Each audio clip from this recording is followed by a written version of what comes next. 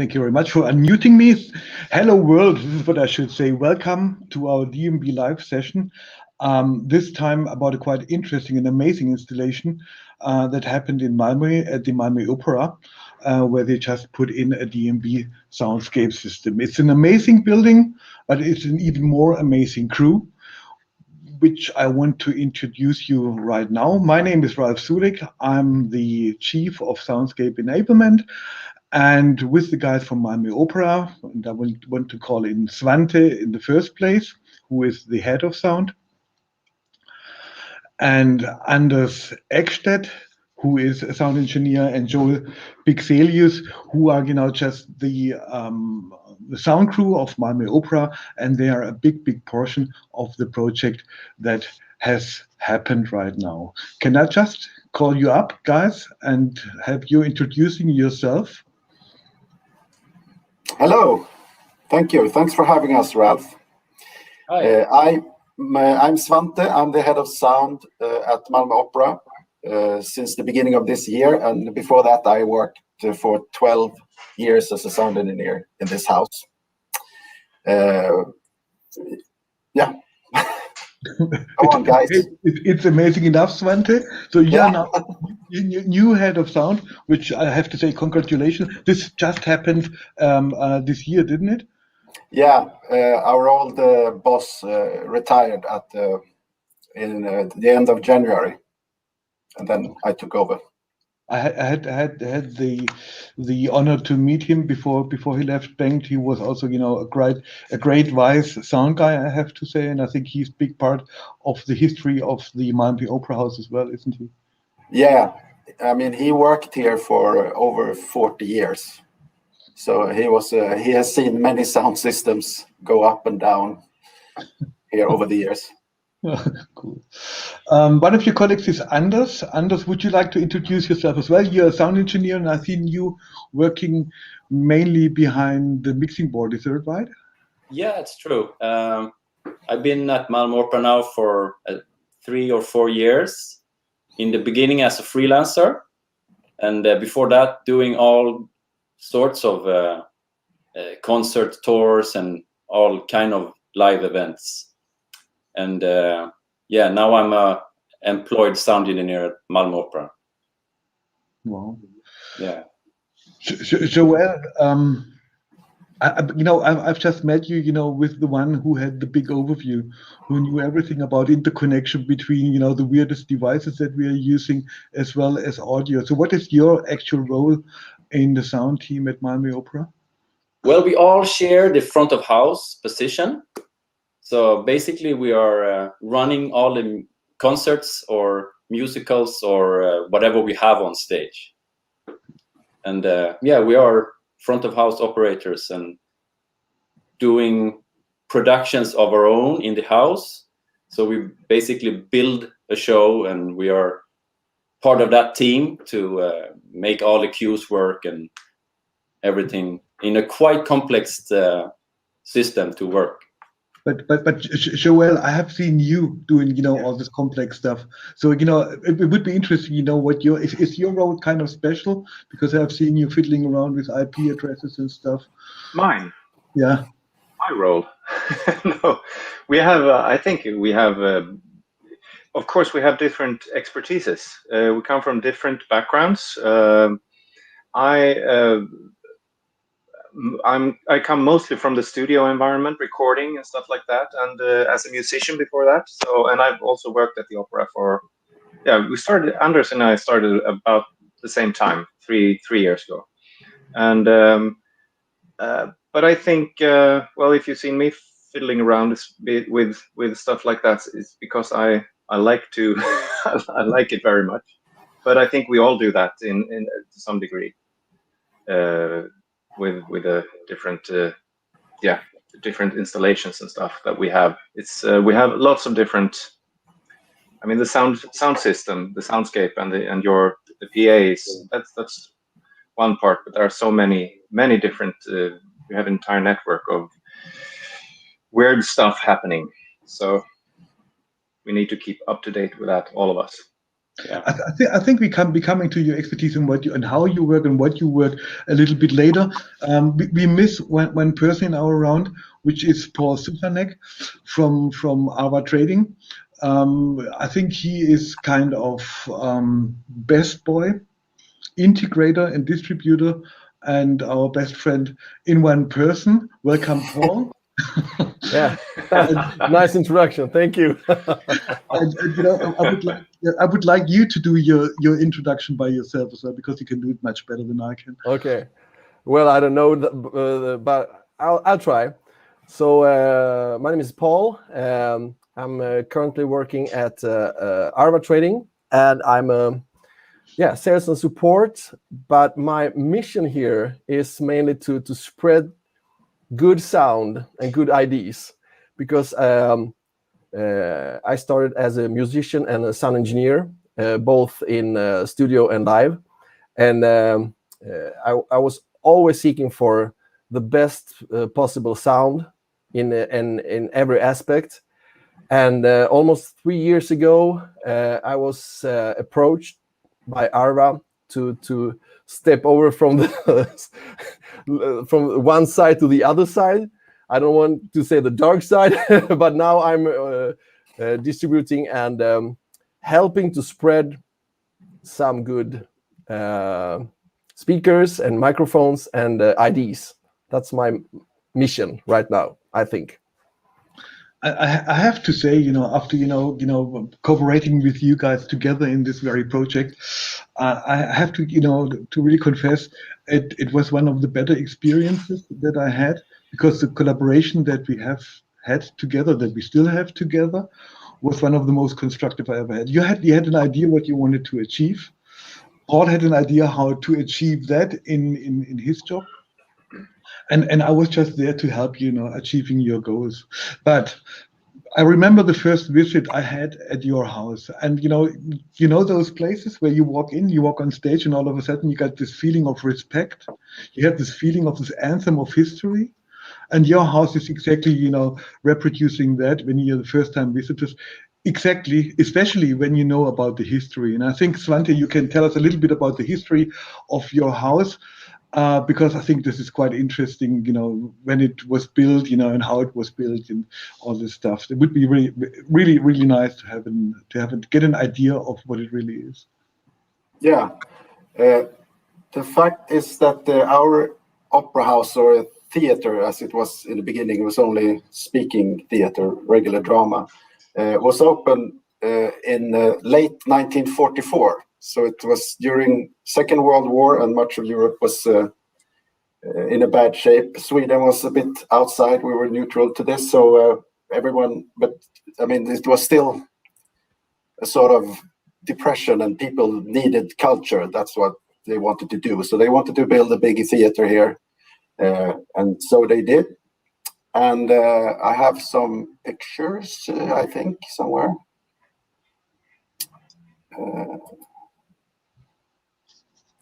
So we enjoyed a 75-year anniversary in 2019. What we do, there we go. Yeah, that's when we opened and how it looks pretty much today. This is it's lots of stories. There's famous architects who built this. So every once in a while, we get architect students coming here and just say, "Wow," because it's so amazing, and it's a really unique house. The picture here is of the foyer, which is also spectacular. It's really, really big, and it's lots of natural light coming in. So that's also one of the things that people like to admire. The building has been protected since 1994, which of course is a challenge when you are trying to install modern sound systems. But we managed to get the holes done where we needed them, and everything worked out fine. We have 2 stages. We have our big stage where this team works, and then we have a smaller stage also for about 200 seats. But the main auditorium seats 1,511 people. And as we will see later, we have a fan-shaped amphitheater style seating, which it's very challenging when you need to distribute good sound to all these people. We do opera, musicals, concerts. We do about 150 shows a year and get 175,000 visitors. And now during the pandemic, we of course started streaming. So that's the main thing we have been doing this year. We also do musicals, and we do musicals a bit different because we do it big. We have a big opera orchestra involved here. So maybe when someone does Matilda in London with maybe 7 or 10 musicians, we put up 30, 40 of them on stage. And if we are doing Jesus Christ Superstar and need a lot of disciples, we throw in our opera chorus with also 30, 40 people. And arrangements are done to make the music work for big orchestra. And that's really unique, I think. That's not a lot of keyboards in our orchestra. There are many strings and woodwind players and stuff instead. The real stuff. So this is a little bit of a picture from the house position. And as you can see with the shape of the auditorium like this, it's you get a very narrow sweet spot if you try to mix something in stereo or try to do something like that. And if you are the furthest away out on the sides, you're almost parallel to the stage. And that means you see things in front of you, but you hear everything in just one ear, basically. And that has been a challenge for years, and people have wanted to solve that problem. And also another problem we had was that our old system was a regular line array, which hung down into the proscenium. So we never got the clean proscenium opening for projections and stuff. So everyone was annoyed about that. So we needed to get stuff away from the opening, and we needed to have a sound system that made this what you see on stage correspond to what you hear. So from a left center right system, we started looking at immersive solutions and Soundscape. And this is when you approached Paul with the question of what you could use, Paul. Is that right? Yeah, absolutely. That's right, because we have had a long cooperation with Malmö Opera, and we were approached with this task, and we took all you guys down to DMB at Back 9, and that was the first meeting with you, Ralf, and the new A series and Soundscape, I think. I think it was the second meeting. The first time I went up to Malmö, and afterward, you sorry. sorry. Yeah, that's right. Yeah, discussion about the system. What I found interesting that I remember that Bengt was still head of sound, but it was more in your hands. But it was in all of your hands. And Anders, Joel, and Svante, who made the decision for which sound system you want to go to. And I think we had a quite interesting to and fro, going up to Sweden, then coming down to Baghdad, discussing stuff, listen to stuff, and going back up, answering the last question. Because I think it's a decision that you made for the next 10, 12 years at least. So you have to live with that sound system, and I think a decision of which should be made carefully. Anders, Joe, can you a little bit elaborate about what your feelings were when you first of all went into listening to Soundscape, or when you just got the idea and the first contact with our stuff?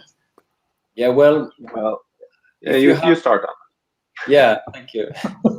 Well, with the experience as a regular sound engineer, you have a pretty clear picture of how you amplify sound in a PA.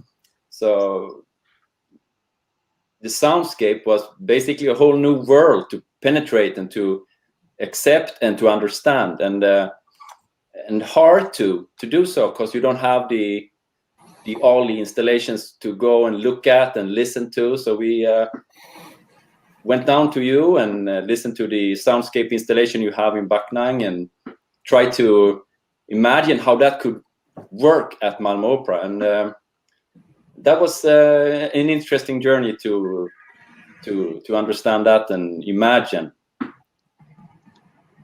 Yeah, and trying to see how that, because we thought when we were in Backnang it was amazing. It wasn't like a new world opening with this pinpointing of sources that we get with Soundscape. But we were, for a long time, we were really skeptical if it could work because that's quite an arranged environment for that, like a square room or like that. But we have this very weird, like Svante said, fan-shaped amphitheater, and how it could make it work for that. And so I think we were all very excited, but also skeptical to start with, if we could make it work, or if you could make it work for us, or whatever. Yeah. Absolutely, and this is what my feeling was as well. So it took a couple of meetings to finally come to a solution, and I believe what we have put together there was a quite interesting thing. As you just mentioned in the beginning, Paul, I think this is the first time when we just put our new A series together with Soundscape. And the reason for that is, and Selena, can you just help me to share my screen?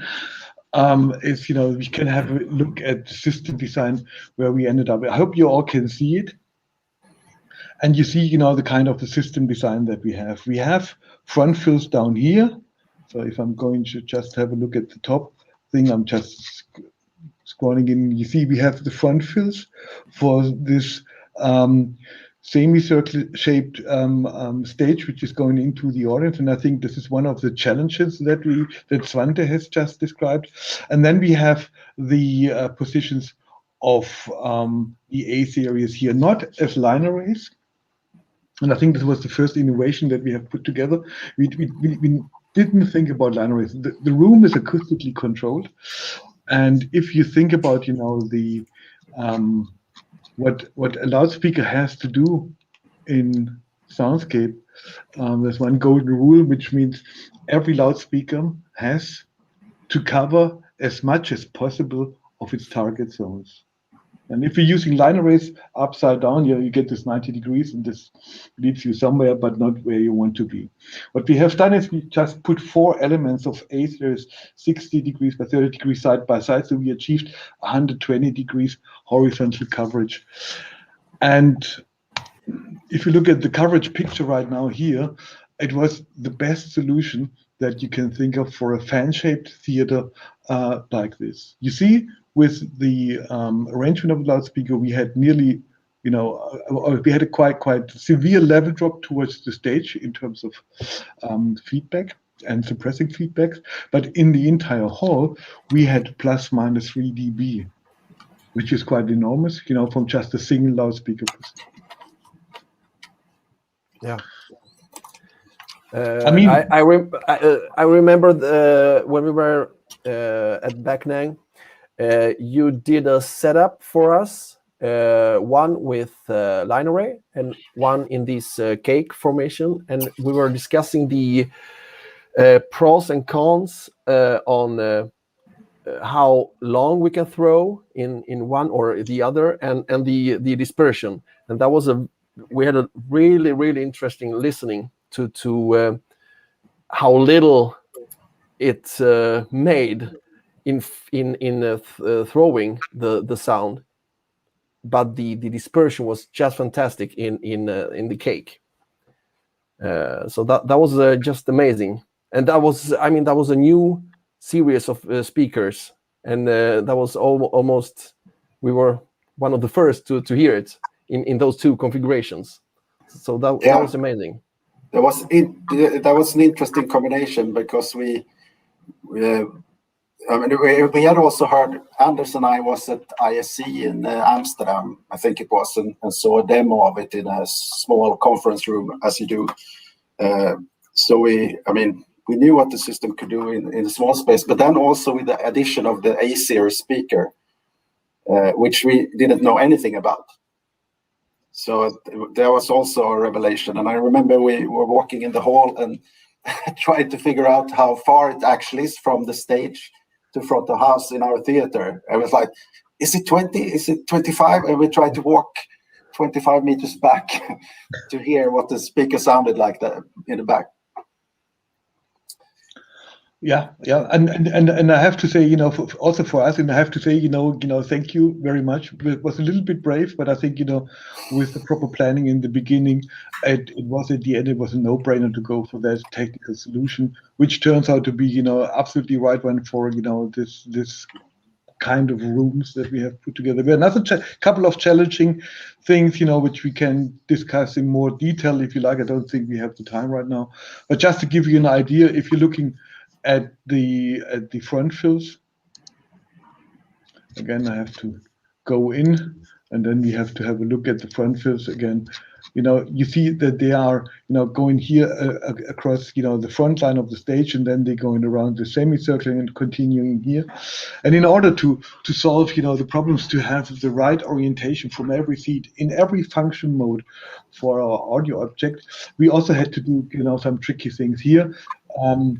In that case, we didn't use just one front fill function group of our system. We used 5 in order to be able to match and play around and adjust the system to its requirements in terms of tonality, but also in terms of localization. And I think overall, with everything that we have put together, we arrived at a quite nice system. I think Paul can talk a little bit about, the installation and the work they have done. And you said you have a couple of pictures as well. I think it would be interesting to have a look at those as well to give an idea, because what Svante said in the beginning, the interesting thing is it's all shallow. It's not, big worms or big linerals hanging out of the ceiling. It's all hidden, and you hardly can see the PA system. Yeah, so I have some pictures. I don't know if help me out here to share my screen. Do you? Should I? Yeah, share screen. So where do I have it? Sorry.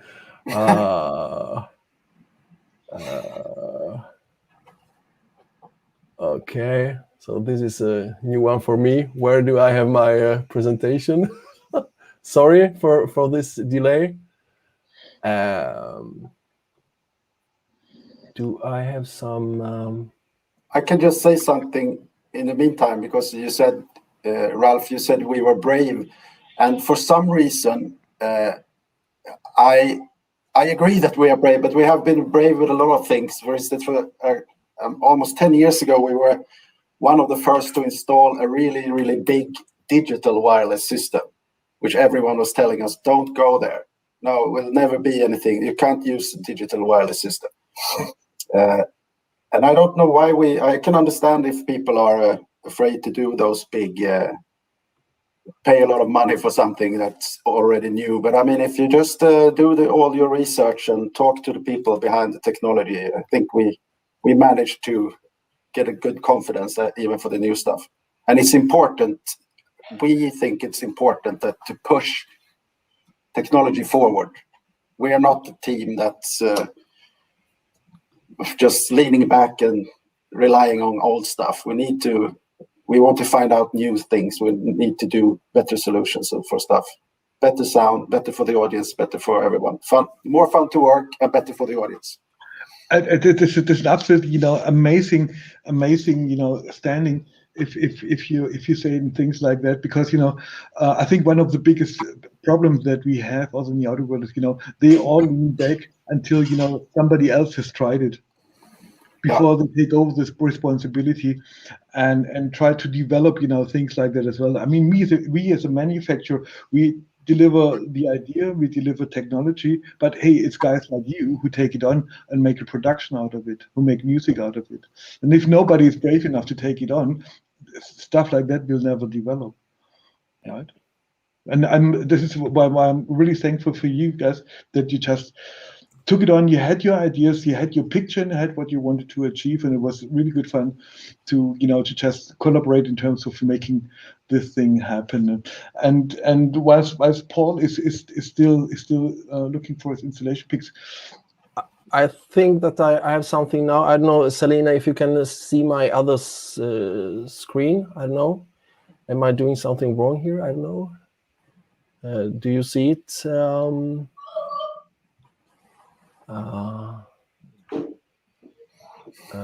Sorry. This is just Paul will end up in all those viral videos.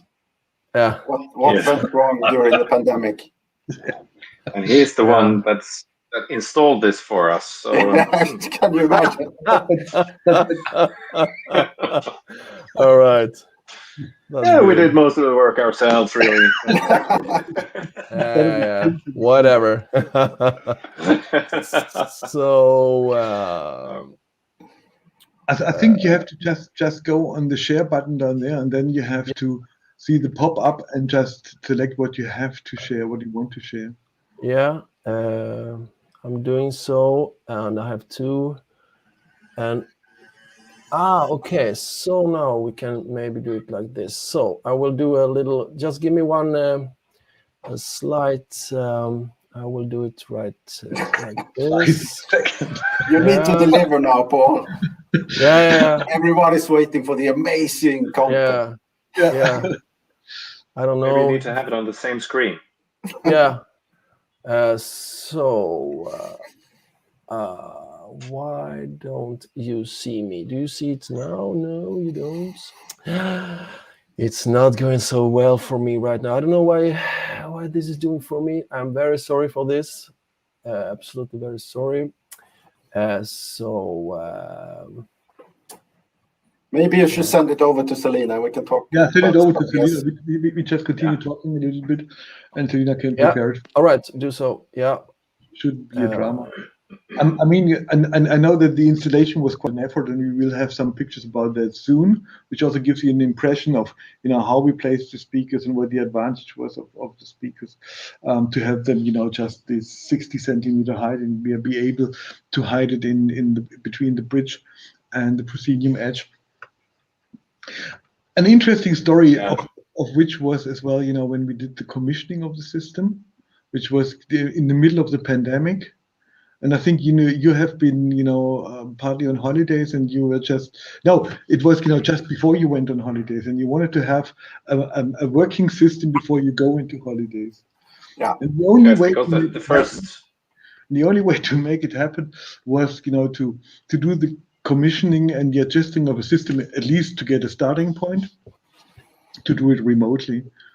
And I think this was a quite interesting experience as well. This is what I have done the first time, that I had a couple of good ears in the hall, and then we just used the measurement system and the ears and tried to figure and put the system together.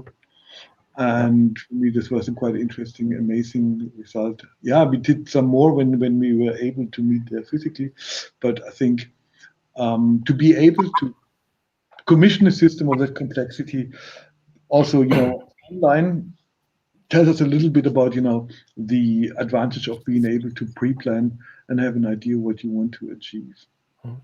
Yeah, and we were also, I mean, it's hard to find good stuff to say about the pandemic, but one good thing was that we had to shut down, and the original plan was that we would play our season, and then a couple of weeks in the summer when we were closed, the system would go up. But now we had the entire spring, which was good, because then you could just take it easy. And as you say, we needed to do stuff over Zoom and stuff, so you needed some extra time. So that was a good thing. I think I really enjoyed the 2 or 3 days that we had together with Augustus for the first musical you have put up on stage, which was called Funny Girl. And I leave it up to you guys, because you have to, because I've just helped you a little bit with the starting up a system, make sure that it works, but the relation and the final work that you have put together with Augustus, I think this is what you have to tell us about how this went. And what you have probably put together front of house to control the one or the other thing, and how you found solutions. Yeah, the interesting thing was that the first thing to happen after our holidays, when the system was going to be up, was the start of rehearsals right away for a big musical. So we basically had to do that with Augustus, who was the sound engineer, sound designer. We had to work everything out sort of as we went along with the first production. We knew, of course, we had the setup before that and stuff, but we needed to implement the tracking system to go with the positioning of the actors and everything else. So every step of the way on that musical was like a totally new thing for us, for all of us, which was a bit scary but extremely exciting and fun to work with. And we learned so much during that production, during the build up of that production. When you're starting to hear how well it mirrors what you have on stage, was totally amazing. You are quite used to turn up a microphone or instrument or eventually a whole orchestra, but this is more like you mirror what you see on stage in a totally true way. And that was just mind-blowing to me, how well it just projects the direction, and not just you're not just trying to make a sound picture, like a wall of sound. You are painting in that total the whole opening of stage. You're able to put stuff where you want it, really. And so we were very happy with the orchestra and the cast and everything on stage that we brought up in the PA, in Soundscape. Yeah, absolutely. Yeah. The orchestra as well. I mean, we talked about the positioning of the actors, but the orchestra, it's also, like you say, Anders, is opening up a new world of mixing, so to speak. Yeah, I think we can say that without exaggerating. I mean, you get such a transparent sound picture from the orchestra as well, that it's amazing to work with. You can work in ways that you never could with the left right or left center right system, or what have you. Yeah, this is the first time when you actually do what you always been wanting to do, like to paint a picture of sound as you see it and as you hear it. It's the first time you have the whole canvas available and put sound and make it. And we can really add that this is not. I mean, for us as sound engineers, of course, it's a huge thing, and we love it, and we're like little kids with new toys during the fall when we made the production. But everyone else, normally, like the orchestra, the people from the orchestra or and stuff like that, they have been they haven't hated the sound, but they weren't friends with it, so to speak, because they thought it doesn't sound natural. It sounds amplified. It doesn't sound like we want it to sound because it comes from speakers. And when we had demonstrations for them, they were really amazed. And now they want it for stuff that never had amplification before. They're asking for it now because they love how it sounds, that it's so natural, and it's the orchestra sounds exactly like they want it to sound, without us, doing very much, but placing it in the right place, and of course the usual thing you do, a bit of tweaking and EQing, but it's so good that even the skeptics love it. Which is interesting. I mean, I remember that your director, who's Danish actually, isn't he? The director. was also quite switched on about the new sound system. And I remember that he had the speech for, I think, the employees and the actress of Funny Girl, that he was a little bit, elaborating about the new sound system as well. And he was just pleased to Yeah, hear it. usually you hang in a couple of new speakers and everyone says, yeah, fun for you guys. I'm glad you have new toys. It sounds good like it did before, but now actually people who have no interest in sound whatsoever are actually noticing a difference.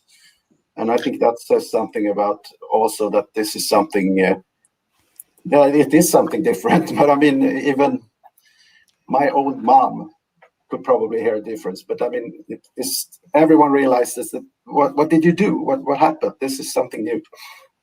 Yeah, I think this is the most, yeah. Yeah, and we had another challenge too. That was not even. I mean, the challenge was that the kind of speakers that we probably would have from the beginning didn't work out in terms of how they looked like, where to put them, the dispersion and everything. So me and Ralf, we had to think deeply in using another kind of speakers that we usually wouldn't use. And I'm referring to these side walls where we have the column speakers, and placing the column speakers on a wall that is big no on putting something on. That was also a challenge to find a way how to put them there. And when drilling those holes, they will stick there forever. I mean, you don't move them. And I remember that we had this discussion on if we put them there, how will they behave, and how will they look like on the wall? So that's two aspects of sound and how it will look like. Not a easy challenge. And I remember me and Anders, we went and looked at it just with our eyes and counted the spacing on the wall. Is it there or is it there? Is it 5 centimeters to the right, to the left, up, down? And that was before we put the speakers up. So that was quite a challenge. And then aesthetic. And in the A series, they had to be away from your lights, which are just behind. And after the installation, we noticed that we are in several spots. We are just like 2 or 3 centimeters when the lights are going down just behind the speakers. So that was also a huge challenge. And this is just, I mean, I have some pictures. I don't know if we can see them in a while where you guys are doing the installation yourselves. And that's a fantastic job you have done. Just fantastic. And the question, when you just speak about the results of the system, what you have, experienced in terms of listening, did anybody any time, or just complained about the speakers that we have put in? Not that we have heard.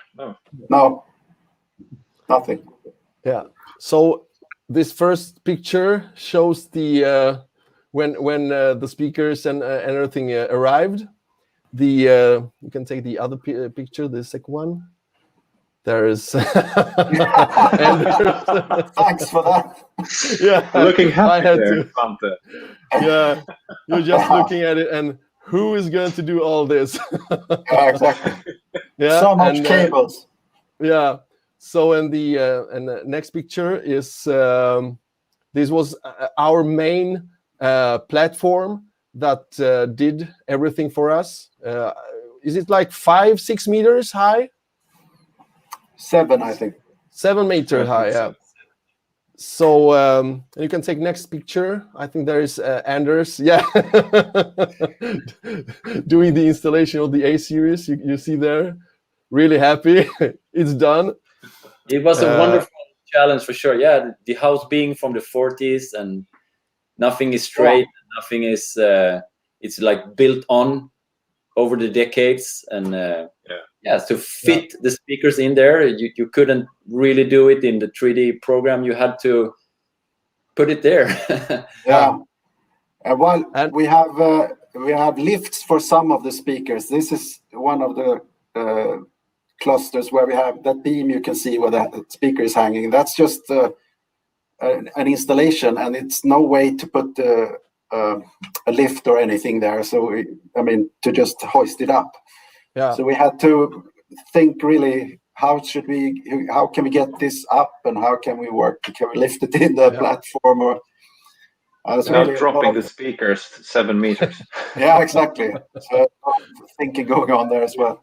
I believe. Yeah. And the next picture is showing Joel when he's mounting the old system, where we took down the old system and model it for the foldback and monitor. So that's an interesting idea you had, guys, and I think it worked really good. What do you think? Very good. All the boxes in the old PA has now a new life in the ceiling of the stage as monitors, foldback. Mounted as side fields and up in the trusses. They work very well. Q7s mainly, aiming straight down, and we cover the performance area beautiful with that. So on the next picture is just showing how it looked like when you were up the 7 meters and doing it. And the next picture is showing the side walls where we had. Oh, it's upside down. Oh, sorry. Yeah, you can take the next picture because there we are showing. It's just a hole for the for the speaker, and the cable. We found that there is like a spacing of 5 to 10 centimeters between the concrete wall and this wooden wall, and we had to fish down, or I don't know how to say, but down with this the cable and find this tiny hole and stick it out. So that was a challenge, but it worked.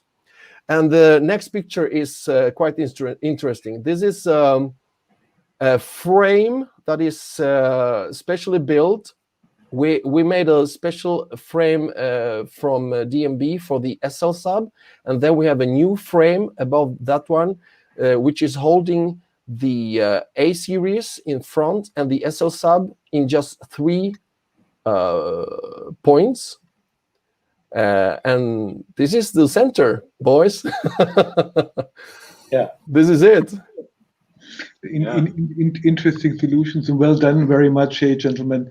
It's just interesting, how much of the personal effort can help to produce such a system. Well, thank you. What is coming up, gentlemen, in terms of productions? You have done Funny Girl. You have done some classical shows already, did you? Yes, I'd like to just speak a couple of seconds about the show we did after Funny Girl. Was a dance performance, which was meant to be our orchestra in the pit, and also electronic soundscapes weaved into that. But because of the corona restrictions, they wouldn't fit in the pit. So we had the orchestra sitting in the rehearsal room, which is like a couple of 100 meters away from the stage. So there, all of a sudden, we had a completely isolated orchestra, which we could play in the Soundscape system, which was amazing to experience. And then the Finnish sound designer, Thomas Norvio, who did the electronic stuff, he was also very excited when he heard about our system. So he basically was sitting in the auditorium and composing his electronics for our 360 system. So it was it's just, at the time we were allowed to have 50 in the audience. So it's an exclusive small group of about 500 people who have seen this amazing show. And I really hope we can do it again, because that was also a really good demonstration of what you can do with a system like this. Who else is coming? I heard about Philip Glass. Yes, in last week of May, we are having a world premiere of a new opera by Philip Glass, which is a circus opera. So we have a contemporary circus team from Stockholm called Cirkus Cirkör, and a bunch of opera singers. And the musicians will fly, the singers will fly, the circus artists will fly. So it's once again a very good, very fun project to work with this kind of system. Fantastic. Hey, gentlemen, we already talked, more than 50 minutes, and you never, experience how fast the time can go by. I mean, it was an interesting thing. Paul showed us the installation bit that you have done, and, the interesting solutions you have put together. We know about what the system is looking like. You had just a couple of ideas about, how to put things together, how to control the system. I think we're using the last couple of minutes to see if we have any questions coming in from the audience that is watching us. So I think you have questions already here. Petrus Eriksson, how well did your first calibration of the system remotely sound? How much more work was needed in person after? This is an interesting question. Yeah. Shall I? Will you answer? Yeah, you can start. Okay. The thing is, we got to a solid state, I think, in the first bit. So the system was functioning.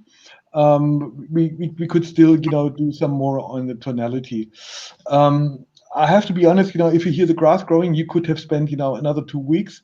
I think we spent another 1.5 days to really, tweak the little bits and pieces to its very optimum. And, Augustus was there as a sound designer, Svante, Anders, and Joel were there, and Paul as well. And we just had this common undertaking of putting this thing together, which was not just optimization of the system. This was also, just a matter of, a wonderful collaboration to have, a common understanding of what we have put together, right? So how much more work would it have been, if you just go straight forward, half a day, probably? Yeah. Yeah. Yeah, absolutely. The next question, do you want to add anything, gentlemen? No, I just want to say to clarify that it wasn't entirely done remotely. If that was the impression, because Ralf was sitting in Germany, but we had the crew from Arva and ourselves there doing the listening and tweaking on site at the same time at the setup, the calibration. So it wasn't entirely remotely done. No. Luis Cabanas, did you use Nspace, and any comment on using it in an already good sounding theater room? This is what I have to leave up to you, gentlemen.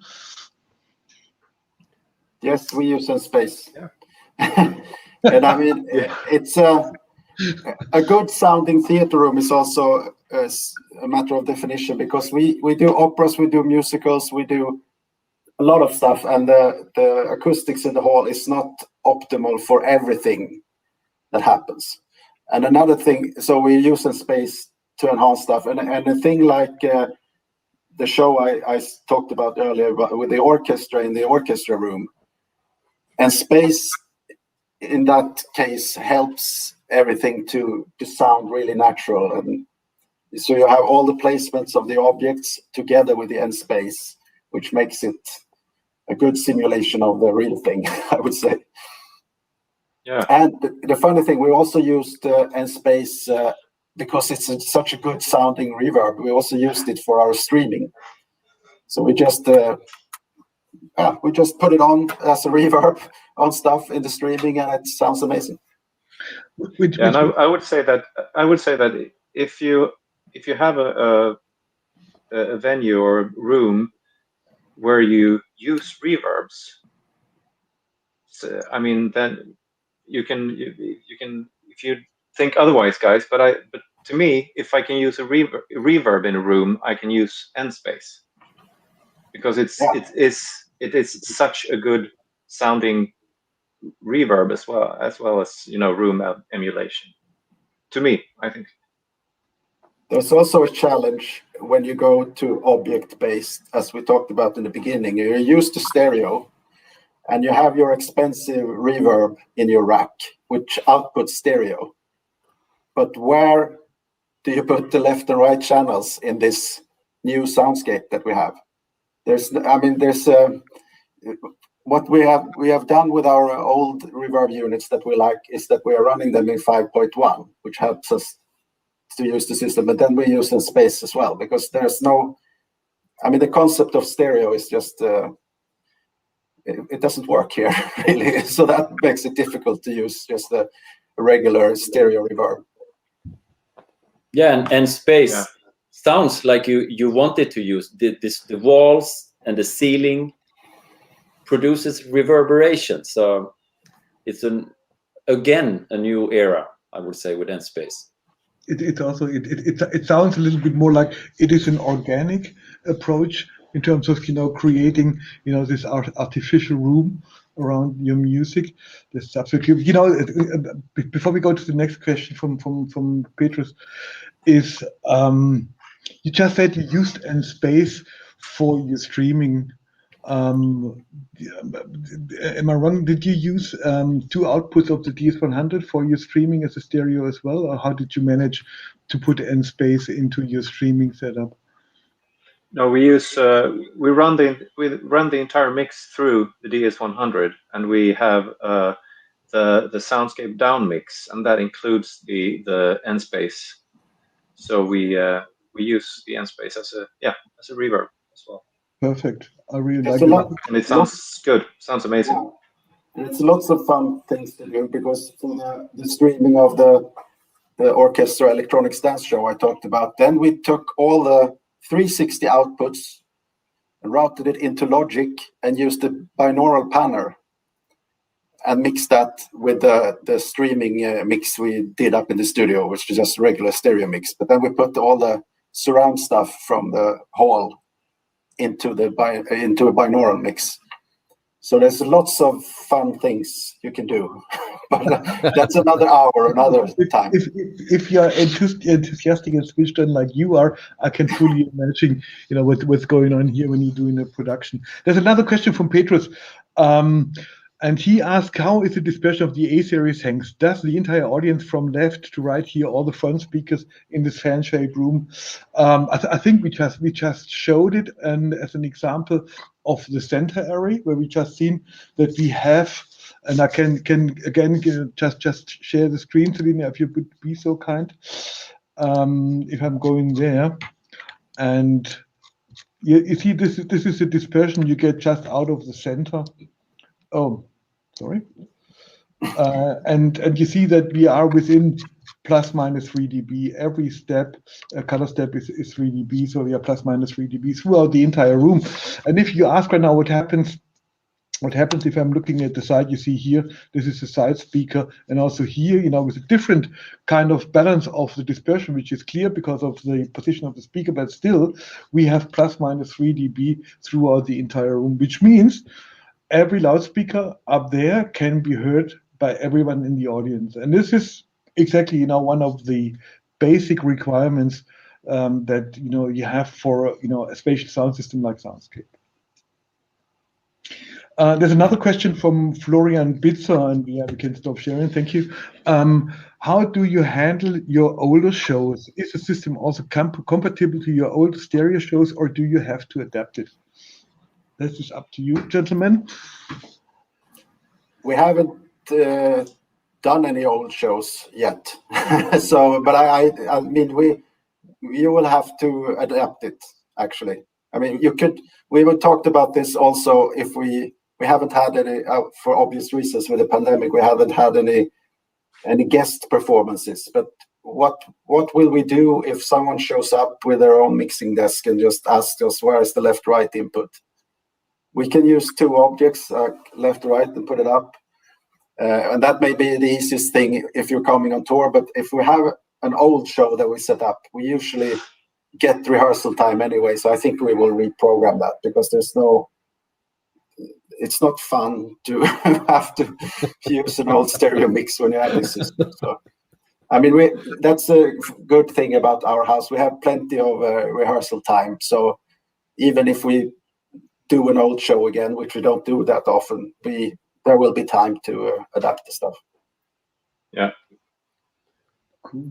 I mean, and we have listened to stuff I mean, if we're playing music, I mean, ordinary recorded music, it's in stereo, and we normally just play that through two objects, the left and right object, placed where it's like virtual speakers, and it actually sounds really good. It sounds like a really, really good left-right system. Yeah, and everyone in the hall, well. everyone in the hall gets the stereo effect, which you don't get with a regular stereo system. This is my experience. No, exactly. Yeah. Another question from Ellie. Where did you install the digital wire system? From LET, sorry. Where did you install the digital wireless system? I'm not sure if I understand the question, but we bought a big Sony wireless system that we use in the house. And it's mainly there in the main hall, right? Yeah. It's installed permanently in our main hall. And the receivers, the transmitters are clear. They are body packs or what have you with the artists. But where are your receivers? Are they in front of house, or do you have them, somewhere on stage? We have them in a machine room behind front of house, and then they are remotely monitored by front of house and our wireless technician down at the side of the stage. And antennas are distributed across the balcony rail, or in okay. On the light bridge. On the lighting bridge. Yeah. I hope this answers the question, Ellie. Yeah, I believe we are nearly done right now. It's 1 hour. Final comments. The question: would you ever go back to stereo? This is the most common one, but it's fucking a phrase. This is: do you ever go back to stereo or to mono? Not if we can. No. No. I mean, not when doing shows like musicals and like with big orchestras and stuff like this. I mean, it's no. This is something entirely different. It opens up a new world, actually, and going back would be like going back to the era of mono from stereo. So I would say that it's a bigger step than that. It's the biggest step. I have a saying, almost it covers it up. It's not just a revolution; it's an evolution, I think. And it needs to be evolution. Yeah. It needs to be experienced. Hard to explain, but it needs to be. Yeah, and Anders just said what I was about to say, and I'm surprised that we didn't get any questions about that. But usually when you talk about the system, it's very abstract. And there's a lot of people you talk to is like, no, it doesn't work. You can't put the speakers like that. You will have phasing issues and comb filtering, and no, that can't work. And then they just sort of get angry and decide that it doesn't work. But if you're curious and think that this isn't working, just listen. Try to get to listen to an immersive system. You have to visit the Malmö Opera. Absolutely. Absolutely. Absolutely. But I would like to do the same thing. As soon as we are allowed to travel, be aware, gentlemen, I will be there. And I'm a fan of Philip Glass anyway, so it would be just fantastic to be able to be there and watch the show. I think we don't have any more questions anymore, gentlemen. I have to say a very, very, very big thank you for your openness, for your elaboration, for your explanation that you have done about the Malmö Opera. I think you can be proud of what you're having. Thank Paul, for the explanation of what he has put together and all his work he has put as a middleman between myself and yourself. And I think all this together made this fantastic project. Although you are not just the driving force to move the thing further, and I'm absolutely thankful that you are on board of DMB Soundscape, because I think what you're doing with your pictures in your head is just fantastic. Thank you very much for your time. Thank you. We meet soon. Thank you. Promised. As soon as somebody says he can go on the plane, I'm coming up to Sweden. you're welcome. And gentlemen, if not, we talk soon. Thank you very much for your time. Thank you. Bye-bye. Thank you. Bye-bye.